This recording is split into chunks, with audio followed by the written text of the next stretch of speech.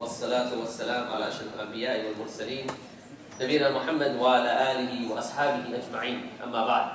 So what's the subject? Anybody know? By the way, if you haven't heard me speak, I like to be very interactive. So what is the subject? Anyone know? Anyone read the poster or anything? Got the Facebook post? Yes? Deceptions of the Shaytan? Deception of the Shaytan. Okay, that's not what I was told. Okay, anybody else? I was told it was the three souls. Is that correct? The general. Oh man, okay. So we were both right. We said the general umbrella versus the specific topic. MashaAllah. Okay, so what I prepared for was the three souls. Now, what we're going to be talking about, the first thing is related to the soul in general. Why do we want to talk about this? Why is it an important topic? And I have a few points that I wanted to mention about the importance before we get into what exactly do we mean by the three souls. Okay? First of all, in general, when it comes to the soul, this is something, when it comes to the soul, that every human being at some point in their life reflects upon. Whether you're Muslim or you're not Muslim. And sometimes it may happen when something happens in one's life, and so you now start to think, why am I here? How did I get here? And to what end will I come to? And those questions are all intertwined with the soul. So the first thing is that it's a natural human inclination to want to know about the soul.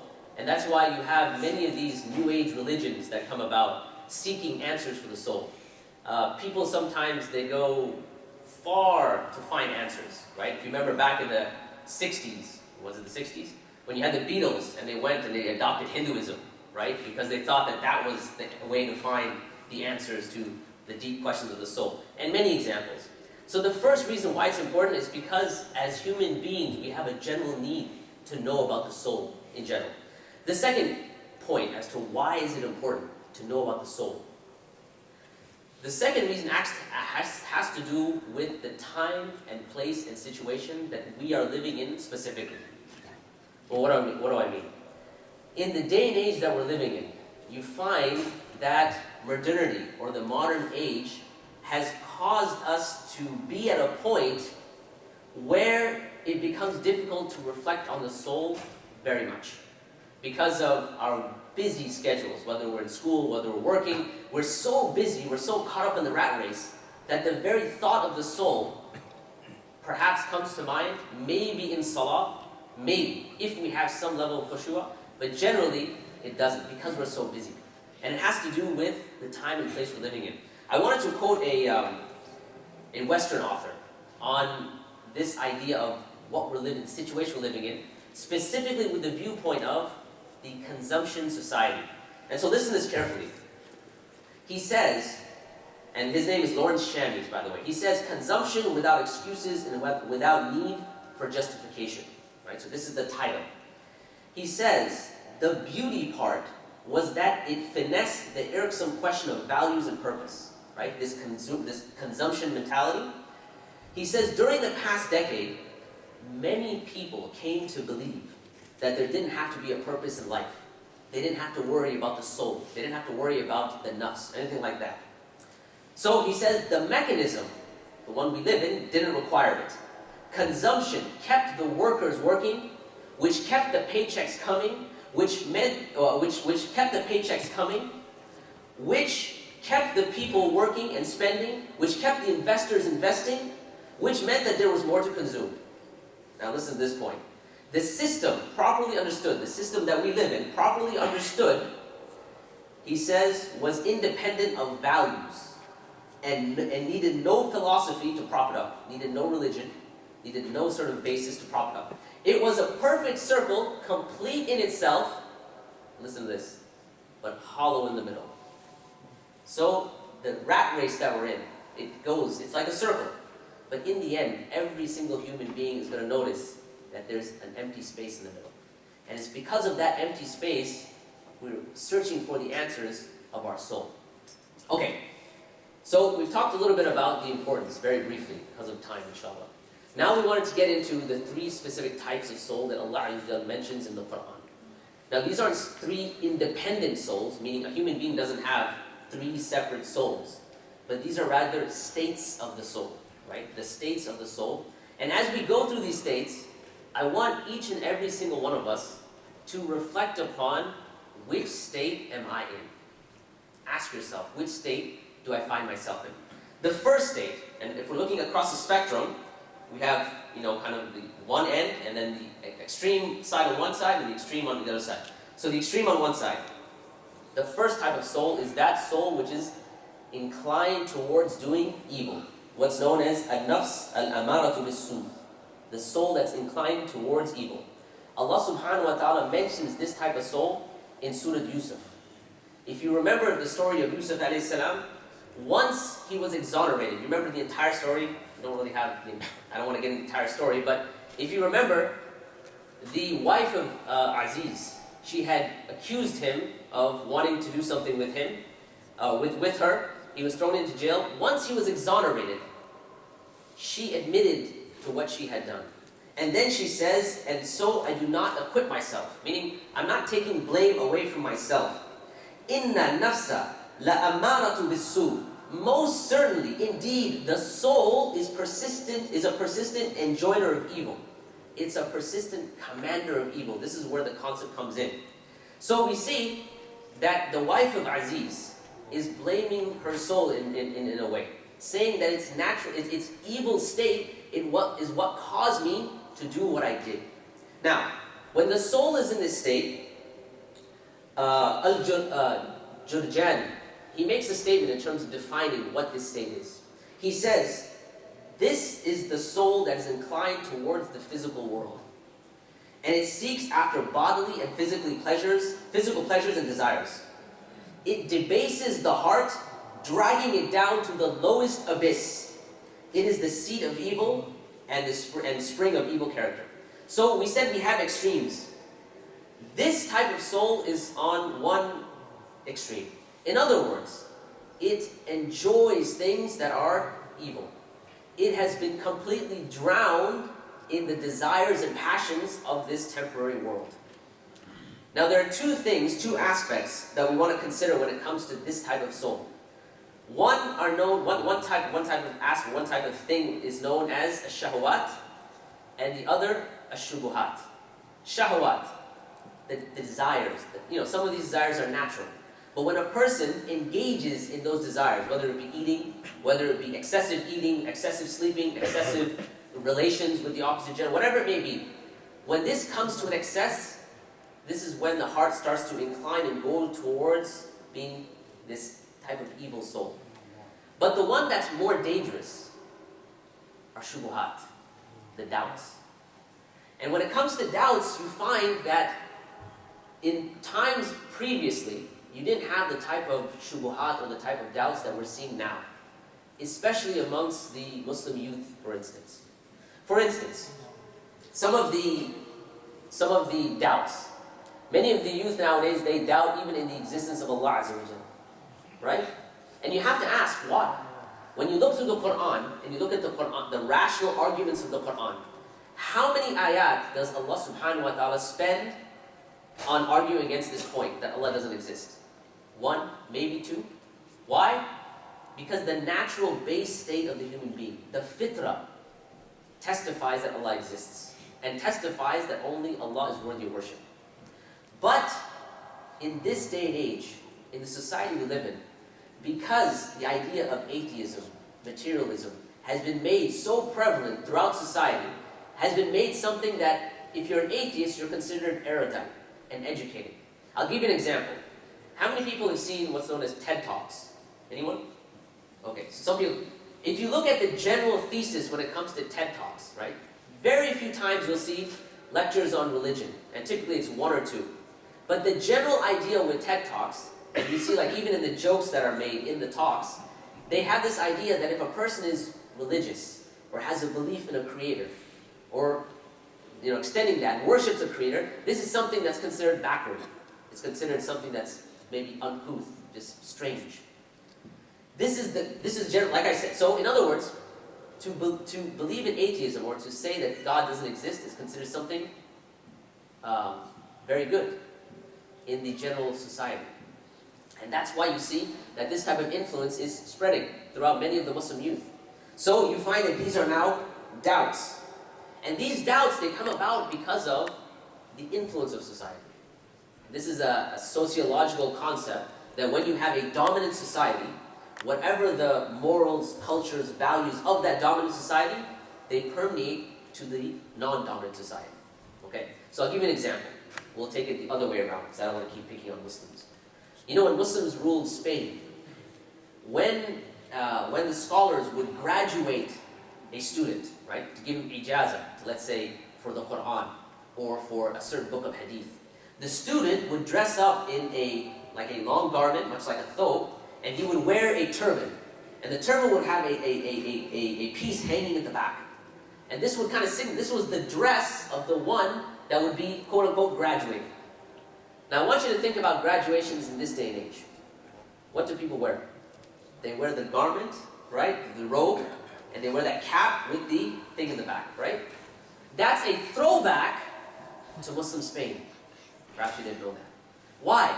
Because at the time, the Muslims were the dominant society. And the non-dominant society were taking things wholesale from the Muslims. As a matter of fact, at the time they said that people would come to Muslim Spain, Andalusia, and would learn Arabic much like people today learn English, right? So sometimes you go to the Muslim world, if you want to sound educated, you drop a few sentences in English and people are like, wow, he is very educated, mashallah. He knows yes and no. You know, it was the same thing in Muslim Spain. So in Muslim Spain, if you could drop a few words in Arabic, it was considered, wow, he's educated and erudite. So the point is that you find that the influence in the society we're living in that influences the Muslims has gone to the point where it even influences them even when it comes to their aqidah, even when it comes to their beliefs. I mean, it's so prevalent. The other day yesterday, I went to go get some gas. You know, and just talking about influence here.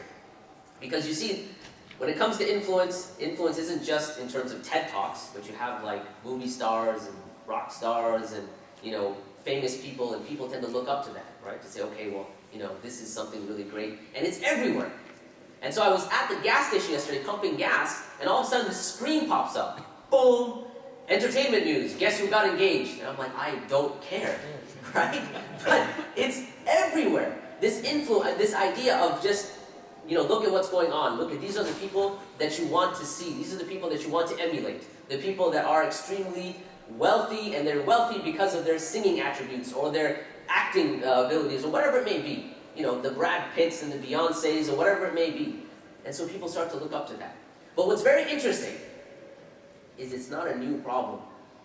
People think it's like only in our day and age. The prophets of old would complain about it. For instance, Nuh alayhi salam, he complains to Allah Azza wa Jal. And so Nuh alayhi salam, Surah Nuh, Nuh alayhi salam, Qala Nuh. So Nuh says, Rabbi innahum asawni. He's talking, remember, who was Nuh alayhi salam? He was the one that was calling his people day and night to worship Allah alone. In private and in public. And for how long? 950 years. And by the way, he wasn't 950 years old.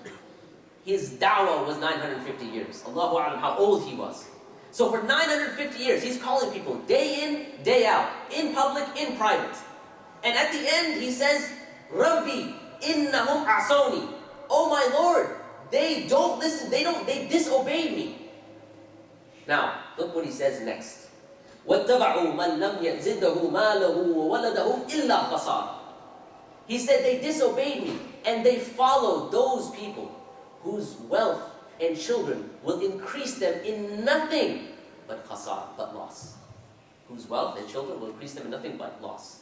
So there were people at that time as well, very wealthy. They had the glitz and glamour of the world, and the natural inclination is for people to follow them. Here's Nuh alayhi salam, calling the people day in and day out to the truth. But the people are now inclined towards the influential in society. So, we said that you have two types of elements when it comes to this type of evil soul. We said it's the shahwat, the base desires, the things that people naturally desire, and then those things go to an extreme, and the shubuhat, the doubts that occur in the human soul. Both of these cause the soul to become at the state where evil is the prevalent state of the soul. Now, we were saying that it's on a spectrum, right? This is on one side. Now we're going to move to more of a middle ground, and that's the next type of soul, what they call the self-reproaching soul.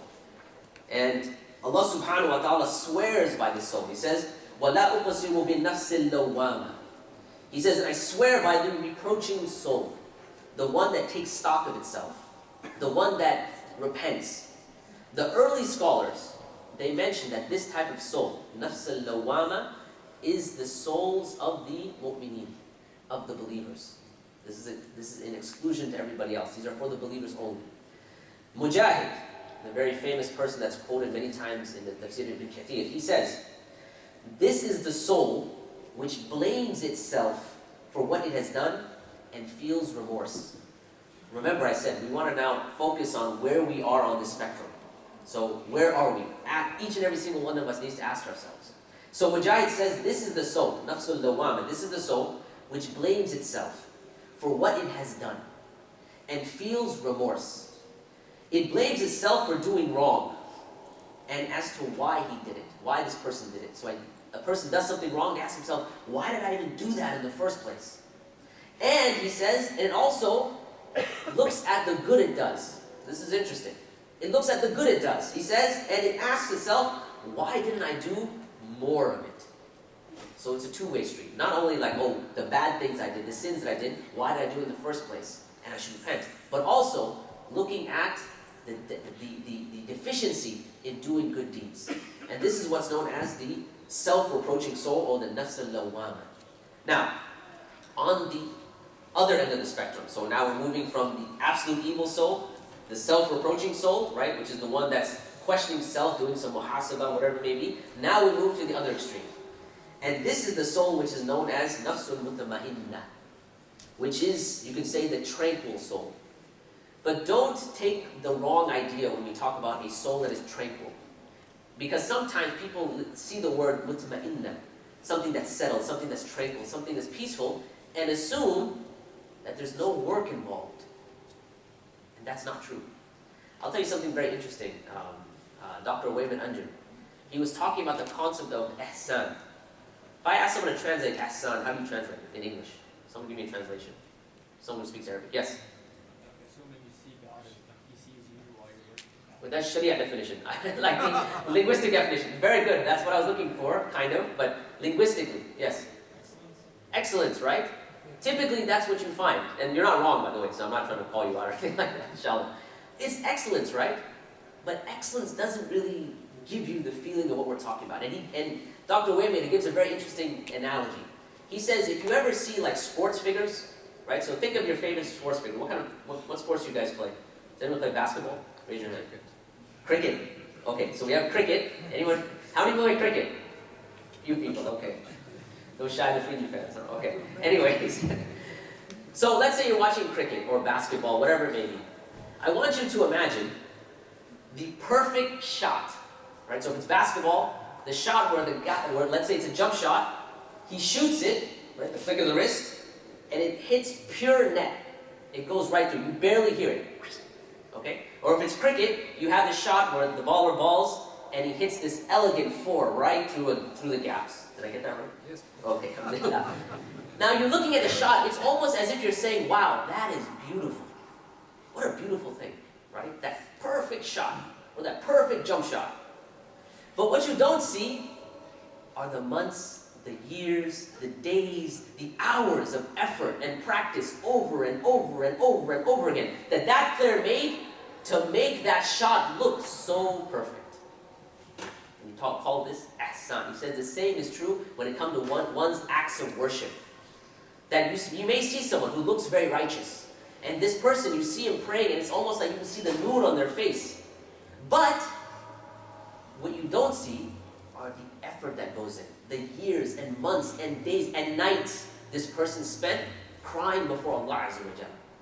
So this term, nafsul mutma'inna, don't take it wrong to mean it's just something that's easy. It's just settled, it's easy. It's not. And I'll tell you one reason, or I'll tell you a couple reasons why. Number one, when this ayah was revealed, right, Ibn Kathir mentions this, he says that Abdullah ibn Abbas radiallahu anhu said that when this ayah revealed, Abu Bakr as-Siddiq radiallahu anhu was sitting with the Prophet sallallahu alaihi wasallam.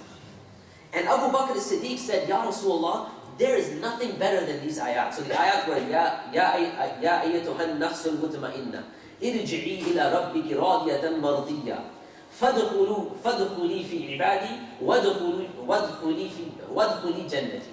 Okay? So, O righteous, O tranquil soul, return to your Lord. It's actually a very beautiful group of ayat. Well pleased and pleasing to Him. Enter among my righteous servants, right? وَدْخُلِي جَنَّتِي, and enter into my paradise. It's a very beautiful set of ayat. So when these ayat were revealed, Abu Bakr as-Siddiq radiallahu anhu is sitting with the Prophet ﷺ. And he says, Ya Rasulullah, there is nothing better than this. You know what the Prophet ﷺ said to him? He said, and this will be said about you. About Abu Bakr as-Siddiq radiallahu anhu. Now who is Abu Bakr? Remember, Abu Bakr as-Siddiq was the individual that the Prophet ﷺ said that he took the iman of the entire ummah and put it on one side of the scale. And he took the iman of Abu Bakr and put it on one side of the scale. The iman of Abu Bakr would outweigh the iman of the entire ummah. And it was this man who on the very first day brought in a section of the Ashr al-Mubashirin, 7 or 5 of the Ashr al-Mubashirin.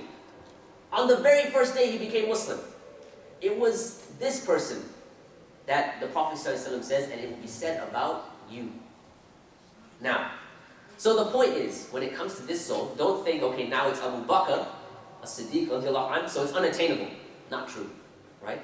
Every single one of us, putting in the effort, calling upon Allah Azza wa Jal, making dua to Allah, can attain that. But it's a tough route to go.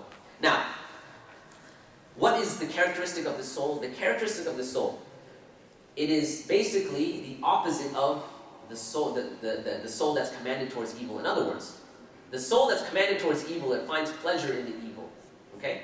The soul that is in this state is one that finds pleasure in doing the good deeds. And it's inundated with doing good deeds. So much so that when evil comes to it, it brushes it away very easily. It's not something that drags the soul down to the abyss as it was with the evil soul. So it's pure. Now, another characteristic of this soul is that it is well equipped to fight Shaytan, which I think was part of the topic we were talking about. And I remember, you remember the hadith of the Prophet ﷺ where he was talking about Umar ibn Khattab radiallahu anhu? And you remember he said, it reminds me of this, he said, the Prophet ﷺ said that any path that Umar takes, Shaytan takes another path, right? Because Umar, he's, mashallah, he's known to have a strong personality. I remember someone was telling us that in Medina, there's a door called Bab Umar ibn Khattab. And so there were some people that were taking a group through this door, and these people, they have this belief that, they curse the companions, strange beliefs, and they basically dislike some of the companions of the Prophet ﷺ, including Umar ibn Khattab. So this group was going towards the door, okay? And all of a sudden, the leader of the group sees the door, it says, Bab Umar ibn Khattab. So he says, stop!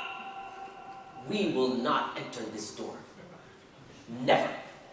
And so one of the scholars was sitting there, he says, Sadaqa Rasulullah sallallahu alaihi wasallam. Because the Prophet sallallahu alaihi wasallam said, whatever path Umar takes, the Shaytan takes the other path. Anyhow, so, okay, so we talked about the 3 types of souls.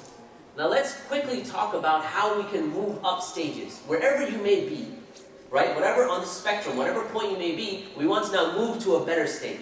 What are some soul hacks that we can use to take us from one side, so one end of the spectrum, to the higher state of the spectrum, inshallah? Now, some of the things I'm going to mention, they're not rocket science. It's not like I'm going to tell you something that's like, wow, that was something I did not know. But it's a reminder for yourself, and for myself, and for all of you, okay? Nothing that's something you haven't heard, but just as a reminder. So one of the first things that one can do is to make dua, right? And like I said, we can talk about the immense benefits of dua and all of the times and places outside the scope. But making a dua, making dua to have this type of soul that is a soul that is good and close to Allah subhanahu wa ta'ala. Number 2, learning beneficial knowledge. Now, I want to make a dichotomy here. There's beneficial knowledge and there's non-beneficial knowledge, right? Knowledge, ilm nafi'a, right? And ilm la yanfa'. Beneficial knowledge and non-beneficial knowledge. What's the difference? Well, the scholars, when they talk about non-beneficial knowledge, they say there's two types. The first type of non-beneficial knowledge is knowledge that has no benefit in the dunya or the akhirah. Okay? Now the classical books give examples like memorizing the lineage of, or memorizing certain types of poetry that has really no benefit in the dunya or the akhirah. Okay? I would say the modern day example is memorizing sports statistics. No knowledge.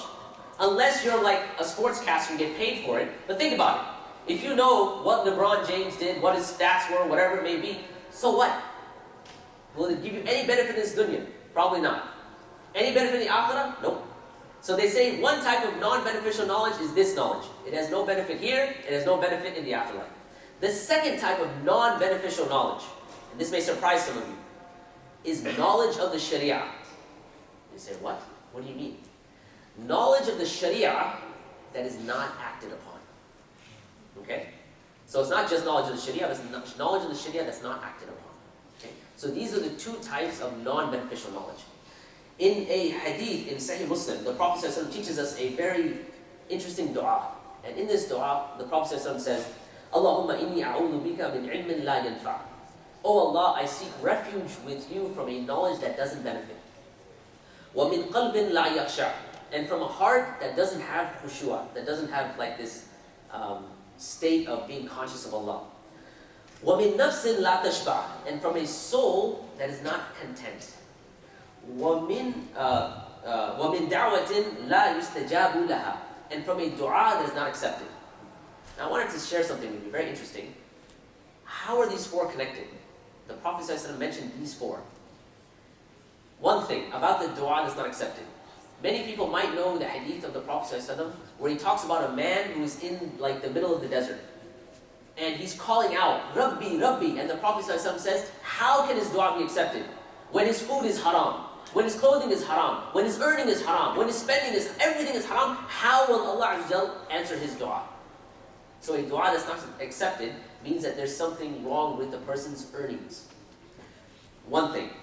Now, let's take a look at the entire dua itself. He started off with non-beneficial knowledge. So we talked about that. The heart that doesn't have khushu'ah. A heart that doesn't have khushu'ah means that the person is not conscious of Allah. But in order to be conscious of Allah, you have to have knowledge of Allah. The beneficial knowledge is the one that, the heart that knows Allah subhanahu wa ta'ala. So the person knows that Allah subhanahu wa ta'ala is al-Razzaq. That he knows that he's the one that provides. He knows that he is Ar-Rahman, Ar-Rahim, so on and so forth. And that's why Allah in the Quran says, إِنَّمَا يَخْشَى اللَّهَ مِنْ عِبَادِهِ الْعُلَمَاءِ. Verily, or indeed, the people that truly fear Allah are the people of knowledge. So the beneficial knowledge leads to having khushu'ah. And notice the Prophet ﷺ asked for refuge from non-beneficial knowledge and a heart that doesn't have khushu'ah. But then the Prophet ﷺ says, from a soul that is not content. Min nafsin la tashba'. A soul that's not content. In other words, you're in this consumer society and you want to take more and more and more, so you have a soul that's not content. But a person that doesn't have khushu'ah, that doesn't know Allah, and doesn't know that Allah Azza wa Jalla is Ar-Razzaq, is going to be one that's constantly going to be looking for things to replace that hole we initially spoke about with things other than Allah. So now we've connected three of them. Now, the person who doesn't have this khushu'ah, doesn't have the knowledge, therefore doesn't have the khushu'ah, therefore doesn't have contentment, isn't going to care whether they earn from the halal or the haram. If they don't care whether they earn from the halal or the haram, so they're just looking for any way to earn money, to be content, and so therefore their dua is not accepted. Right? Does anyone see how those four are connected? So we see this in this beautiful dua of the Prophet ﷺ. Allahumma inni a'udhu bika min ilmin la yanfa' wa min qalbin la yakhsha wa min nafsin la tashba' wa min da'watin la yustajabu laha. Right? Oh Allah, I seek refuge with you from knowledge that is not beneficial, from a heart that doesn't have khushu'ah, from a soul that is not content and from a dua that is not accepted. So we said the second way, and we'll do one more, we said the second way was having beneficial knowledge. The third way, and I'll end with this one inshallah because of time, but there's a few others. And this is one that applies to all of us inshallah because of where we live, right? The society we live in. Pondering over the merits and qualities of the religion of Islam. And remember I said that one of the first things that comes when it comes to the evil soul was the doubts, right? When a person ponders over the qualities and merits of Islam, those doubts are then taken away. I'll give you an example. How many people remember the crash of 2007? Just recently happened, right? Anyone remember? Anyone lose money on their IRA or nothing? Nobody? It's that foregone? Nobody remembers it? Wow. Okay. A young boy in the back is like, yes, I remember losing my retirement funds. Okay. Anyways, it's planning ahead. Okay. When that happened, honestly, for me, I was like, wow, this is a great dawah opportunity. Because I remembered in the Quran, Allah says, يَمْحَقُ اللَّهُ رِبَا وَيُرْبِ الصَّدَقَاتِ. Allah causes the riba to be destroyed. He destroys the riba, destroys interest-bearing transactions, and causes sadaqah to grow. And if you think about the economy that we live in, the entire basis of the economy is based on ribawi transactions. Right? Now, I don't have time to get into it, but I wanted to do one quick thought experiment. And this is kind of very unconventional when it comes to Islamic lectures. But it's called the public goods game, and we'll end with this, inshallah, to kind of show this, I take this point home. I want you to imagine now that you're playing this game, and in this game, you have the opportunity to invest in a central pot, right? And you're given some funds, and you're playing with, let's say, 3 or 4 other people. 3 other people, let's say, okay? But you don't know what the other people are doing in this pot. So let's say now, and what happens is when you invest in this pot, the amount is doubled and then split amongst everybody. Okay? So now let's say everyone is given $10 and they put it in this pot. So now 10, 10, 10, 30. You put it in the pot. How much do you have? It's doubled? 60. So everyone gets back 20. Everyone see how that works? Okay? Everyone clear on that? Because I know sometimes people are like, man, math and lecture, I just want to come here and listen. Okay. So now it's 20. What happens when someone gets greedy and doesn't invest anything? So now you have 10, and the third guy does 0. He's like, man, I'm gonna cash in. So he gets his 10 and he keeps it in his pocket. Now you have 20, it doubles to 40. 40 divided by 3, who can do that? 13.3. So now, before, you got 20 back. Now you're only getting 13.3. And the second guy who invested 10 gets 13.3. The guy that didn't invest has his original 10 plus the 13.3. So he has $23.3. So he actually came out the winner. Let's say the next time around, say...